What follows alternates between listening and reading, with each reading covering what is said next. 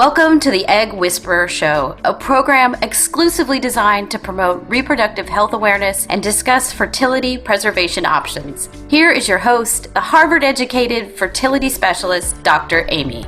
She's known as the Egg Whisperer. Fertility expert Dr. Amy Abazadeh. And you have yet another success story Just launched by an East Bay fertility doctor.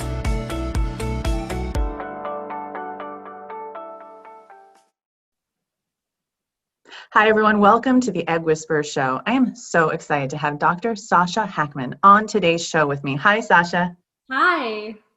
So the title of today's show is Expert Tips to Increase Fertility with Food and Exercise. And there's literally no better fertility expert in the world to talk about this. And before I ask Sasha to tell us all about herself, excuse me, I'm going to read her bio right now. So she is a board-certified OBGYN and subspecialty trained in reproductive endocrinology and fertility. And Sasha, can I talk about your practice? Yes. Okay, so she's going to be a fertility doctor in Detroit, Michigan with VIOS. So you guys, that is really, really exciting. I went to University of Michigan, and that's where I did my fellowship. So I think it's pretty amazing that Sasha's coming to town. So she is a former varsity water polo player for the women's team at the University of Toronto and former marathoner, wow, Chicago and Detroit Free Press marathons, and made the transition into powerlifting a few years ago. I'm going to let her talk about her own personal PCOS story, but before I start, Sasha, tell us about yourself. So you did an amazing introduction, so thank you for that. I am, like Amy said, I'm a subspecialist trained in infertility, and I am very passionate about lifestyle modification in addition to just simply treating infertility. So that entails a lot of exercise and nutrition, and it took me quite a long time to get on the right path to finding the most effective way of maximizing my exercise plans and my nutrition to help to really manage my PCOS in a non-medical way. And so I'm really all about sharing that. And you not only are sharing that, I mean, through your Instagram posts and videos, but you've taken it even a step further, and now you have a website. Tell us about your website. Yes. So I came to the realization that a lot of women are really intimidated when it comes to lifting weights and strength training. There's a lot of misconception that it makes you look manly or bulky. And overall, it's kind of a scary thing to get into, especially when you're at the gym, you don't really know what you're doing. And over time, I've gotten into researching this quite a bit. I even went as far as purchasing the textbooks from the National Association of Sports Medicine that is required to take their exams, and over time have put together my own workout plans, workout structures, and as well as meal plans that are primarily plant-based in order to share that with others who are struggling on their journey, trying to figure out how to work out and how to eat during their fertility journey. So what you're saying is, like, a fertility patient could actually work with you to help themselves get into the best shape, the best version of themselves, both from an eating standpoint and a fitness standpoint. Is that right? Yeah, so I actually offer three things. I offer workout plans, meal plans, and one-on-one coaching for those who really want to cater everything to their personal needs. Okay, I'm going to confuse myself, but you're basically like a quadruple threat. I mean, like, you're like a fertility doctor, PCOS expert, PCOS warrior, and then everything else. I mean, I kind of like love you. I mean, I have to tell you that I get so inspired with your stories. And when I'm having a really bad day and I'm like, I'm not going to work out, I'm like, okay, Sasha's doing it. She's inspiring me. I'm going to go do it. Do you ever have bad days where you're like, I just don't want to go to the gym and lift weights? It actually is incredibly rare now. I used to have those a lot, where when I mostly did boot camps and HIIT training, I mean, I'm going to be completely honest, feeling exerted the entire time and out of breath is really not my cup of tea. I know that some people may like that, but I really enjoy my workouts now because I give myself the necessary rest in order to gain strength and muscle mass. And it's also become a really fun thing because I write down my progress, and week to week I can see myself getting stronger, doing things that I wasn't even able to do the previous week. So now it's just more exciting because, say I'm tired, I feel almost the need to move to get myself wired up again. And then I'm also very curious to see, am I able to do something better this week than I was able to last week? I love it. So share your secrets with us. Tell us about your workouts. So my workouts are primarily designed around starting with the more difficult exercises, which are compound movements. And compound movements are specific exercises that involve multiple groups of muscles. So for example, if you do squats, primarily with a barbell, or deadlifts, military press, push-ups, things like that. They work multiple muscle groups. They're a little bit more exhausting. So I start with those. And then the second half of my workouts are isolation movements. So these are exercises that, as the name implies, work a single muscle group.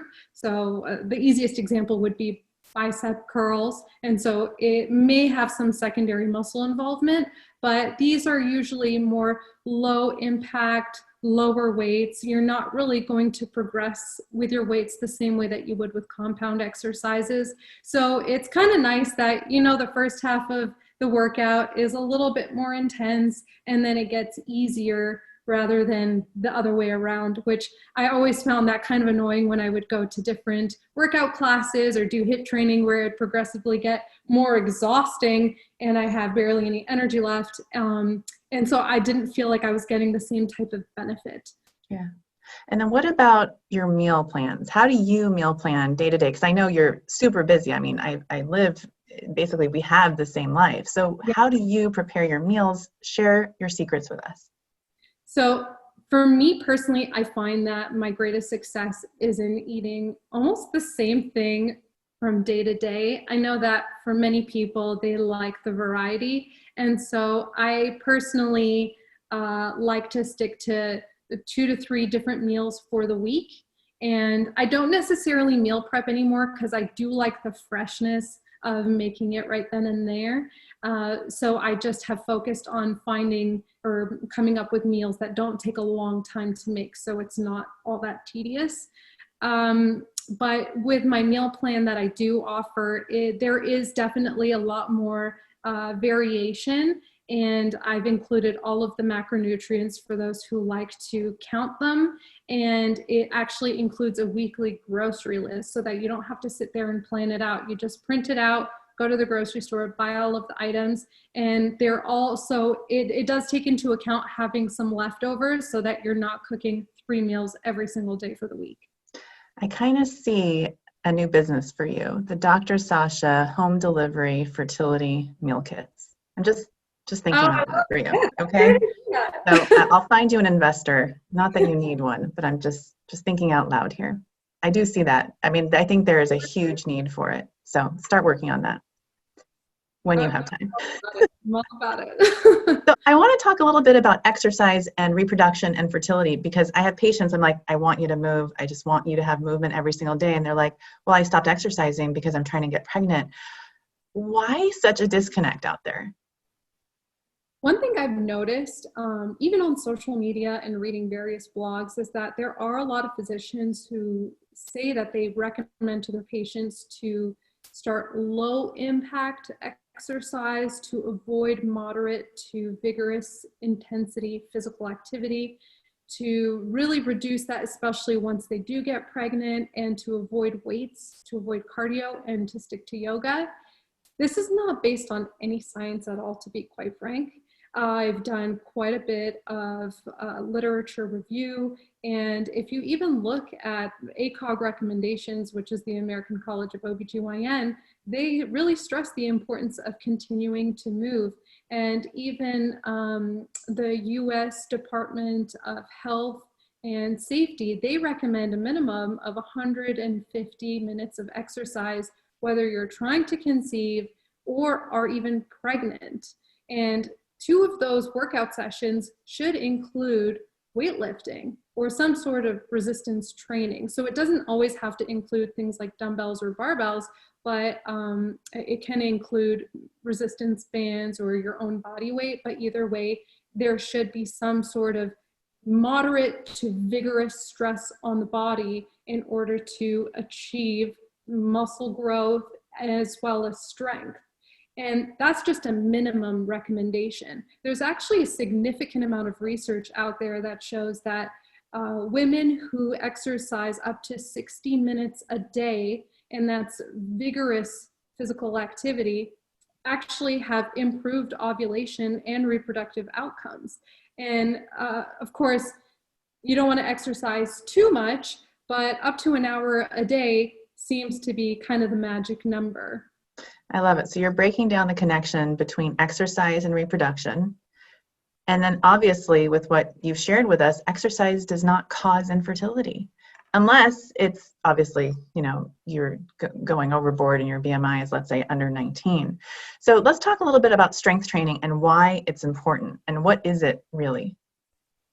So strength training involves some sort of resistance training, whether you're using tools or your body weight in order to improve your muscular strength and muscle mass as a whole. And I know that that can obviously be misconstrued or misconceived as, increasing muscle mass must mean that I'm going to look masculine. But the reality is that as women, we just don't have the hormonal profile to achieve that sort of masculine look, because our normal serum testosterone is substantially lower than the male serum testosterone levels. And the maximum muscular strength we can achieve, and this is with a very rigorous training and nutrition plan, usually with a coach, is up to 50% of what a man can do. So increasing muscle mass actually helps to reduce your visceral fat, and it helps you actually look more lean. It also has some really improved metabolic profiles like increasing insulin sensitivity. It can improve your hemoglobin A1C if that's an issue for you, especially if you have PCOS or are dealing with weight issues and your doctor has told you you're pre-diabetic. Other major benefits to it, aside from reproduction, is improved bone mass, which long-term can help reduce the risk of osteoporosis or osteopenia. It helps with your mental health. It helps with your self-confidence. And aside from the sort of aesthetic benefit of doing weightlifting, there's also, people forget that you actually have improved daily function. So if you have kids, being able to lift your kids and multitask while holding groceries and carrying things day to day, moving furniture, you are a lot more aware of your mind and muscle connection, that you're able to lift these things much easier without straining your body. So there's just an infinite list of benefits of doing strength training, and more specifically weight training. And how would you define too much exercise when trying to conceive? Like what is also too much weight? So too much exercise, based on the studies I've seen, really involves vigorous activity of greater than an hour a day, particularly for women who are underweight. So if they have a BMI of 18 or under, then they should really stay clear of too much exercise. And then regarding too much weight, there really isn't. And so if you're doing your weight training safely with proper form and it's gradual, I mean, I personally will deadlift up to 230 pounds, and it really feels like of course I feel like I'm doing something, but I don't feel like I'm overexhausting my body because I've trained myself to be able to do that. Wow, that's a lot of weight. That's impressive. I can only imagine what a great water polo player you were when you were doing water polo, because that's quite a lot of weight. So how about too much exercise when trying to conceive? Let's say you're doing IUI, IVF, and pregnancy. What are your best expert recommendations for patients in those different scenarios? So there really isn't much of a difference in the different types of treatments you're getting, aside from the only time is a narrow window of when you're undergoing ovulation when you're undergoing ovarian stimulation during your IVF cycle. And the main reason for that is we know that the ovaries are incredibly enlarged from all of the exogenous hormones that we're providing, and they can twist on itself, cause an ovarian torsion, and that turns into a surgical emergency. Of course, we want to avoid that. But that's a very small period of time where you should really avoid exercise. Aside from that, in preparation for your IVF cycle, doing the daily hour of exercise is incredibly beneficial, and doing it during your pregnancy is also recommended. Mm-hmm. Wow. I mean, because that's what I encourage my patients to do as well, but I feel like they've read so much online, and maybe other doctors have told them, like, bed rest, you can't do any exercise. I'm like, no, I want you to keep moving. There's absolutely no reason for you after your IUI to stop exercising. Like, keep exercising and just listen to your ovaries, right? Like, let them do the talking. If you're feeling super bloated, take it a little bit easier. Otherwise, there's no reason medically to stop. Like, it's not going to interfere with implantation. So thank you for confirming that. So what I want to do is transition to like the best exercises for fertility. We talked about strength training. What do you think some of the best exercises are? So I think that there isn't a particular exercise. I think that just overall working out pretty much all of your muscles are important. They all have their functions for specific reasons. And just integrating various compound movements, I would say, is the most important thing. Isolation movements do help to further strengthen those compound movements, and it helps to prevent injury as well. Of course, focusing on proper form. And I know that that can be sometimes overwhelming, but luckily there are tons of resources for that. I've also added videos to my website where I show how to perform all of the different exercises, especially with focus on compound movements. But there isn't a specific exercise that is a must-have specifically for fertility. I would say, generally speaking, the must-do exercises are your squats and your deadlifts, as well as bench press. Those work so many of the muscles in your body that you're essentially, between all three movements, getting a full body workout. I feel like I need to go do squats now. I feel very motivated and inspired, so thank you. I want to talk about PCOS because you have your own PCOS story. Can you share a little bit about that with us? Yeah. So just to kind of give a background on before I even got diagnosed with PCOS, I always had major issues with my periods. They were incredibly irregular to the point where I would bleed for 2 months at a time, not bleed for 6 months. It was absolutely unpredictable. And when I went to go see the physician the first time for this problem, he had just put me on birth control pills, no workup, no diagnosis, just said, go on the pill, it'll regulate you, it'll help treat your acne, because my acne was a very big problem for me and really affected my self-esteem, especially as a young adult. Multiple times I tried to slowly wean off getting off of the pill, and that never seemed to work. My acne immediately came back, my irregular periods came back, and it can be kind of distressing, especially if you're in a public place and all of a sudden you start bleeding and you had no idea you were going to start bleeding. And eventually, over time, when I became a resident, the last time I stopped the pill, I just didn't get my period again. And I had seen a few OBGYNs, even though I was an OBGYN resident, and no one actually could figure out why I wasn't getting my period. And I guess as an inexperienced resident, I was in my second year, I didn't really put 2 and 2 together. It wasn't until my first year of fellowship that I was really serious with my fiance about trying to plan for our future fertility. And I did the whole workup, and my RE, who I was seeing, confirmed that I did have PCOS. Wow. So for people who don't actually know what it is, like what's the easiest way that you use to define it and explain it to someone who has no medical background?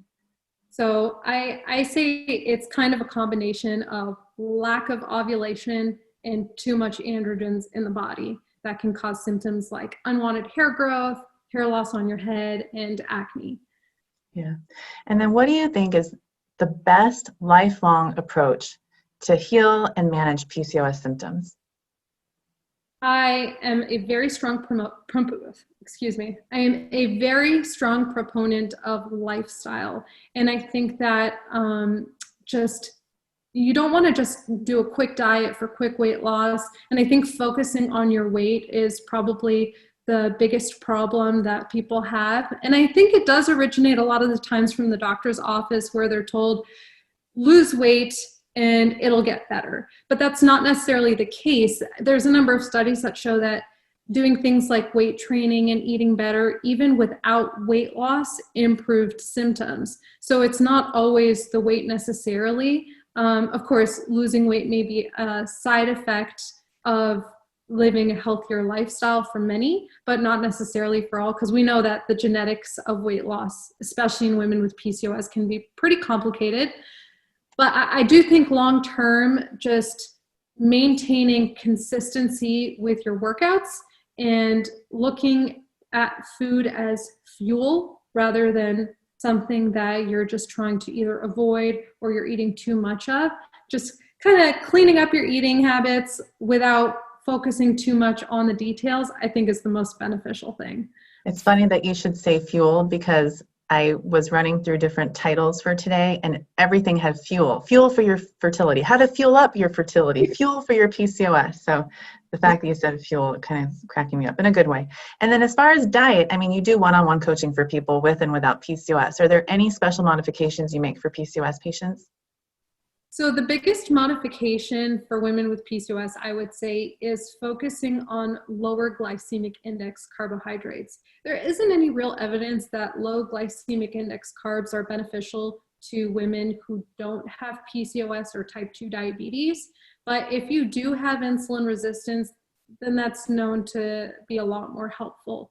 That's the primary difference. I also just in general like to focus on a higher protein diet, just because it does really help with body recomposition and minimizing just a little bit, just reducing slightly the fat or carbs or a combination of both.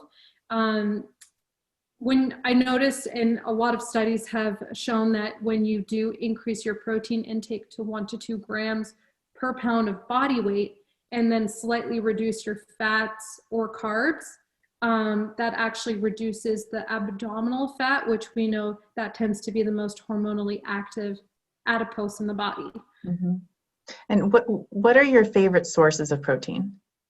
So for me, since I am primarily vegan, I do tend to get a lot of my proteins from plant sources, and my favorites are things like black beans, lentils, chickpeas, but I also really do like the vegan meat. So I do get vegan sausages, meatless grounds, things like that. It's an easy way to get higher amount of proteins. I know it is a little bit more processed, but there is now emerging evidence to show that it is actually less inflammatory than actual animal protein. So I feel a lot less guilty about that, and I really enjoy it.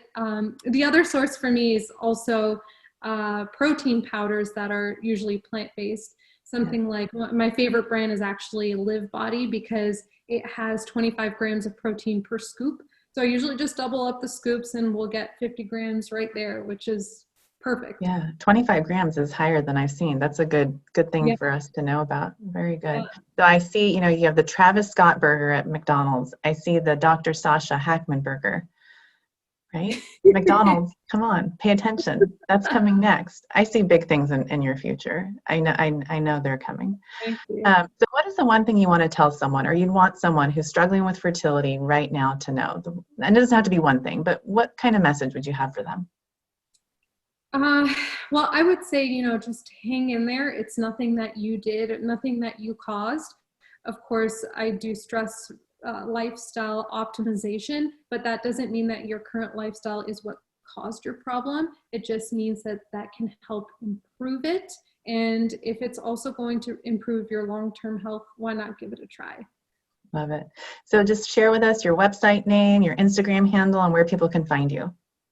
So my Instagram handle is at Sasha Hakman MD, and you can get a lot more information on specifics about weight training, workout plans, and meal plans on my website at sashahackman.com.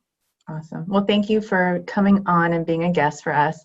I hope you'll come on again, and we should have a fertility Q&A with you, and I'm sure we're going to get so many great questions for you to answer. Will you do that with us in the future? I would love to. Okay, awesome. Well, thank you. Have a great day, and thanks again. Thank you. You too. Thanks for having me.